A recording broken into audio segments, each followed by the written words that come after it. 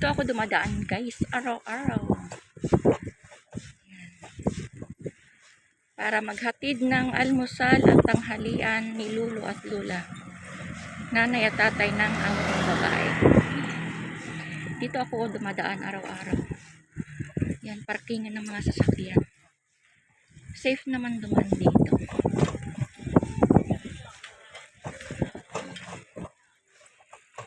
Ganito yung trabaho ko araw-araw. Maghatid ng tanghalian at almusal.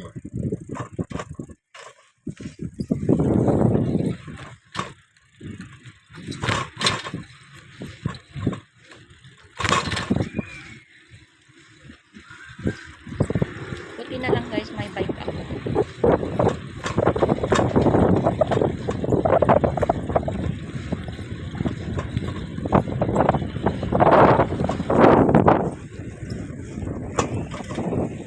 Malawak naman yung kalsada dito.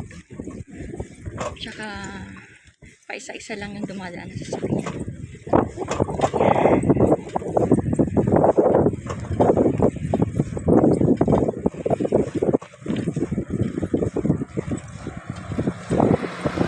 Ganito yung buhay ko dito sa Taiwan guys.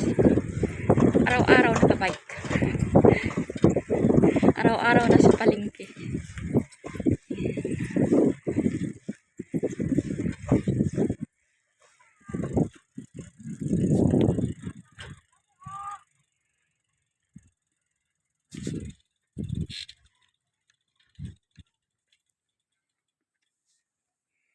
Yan, tulay naman dyan.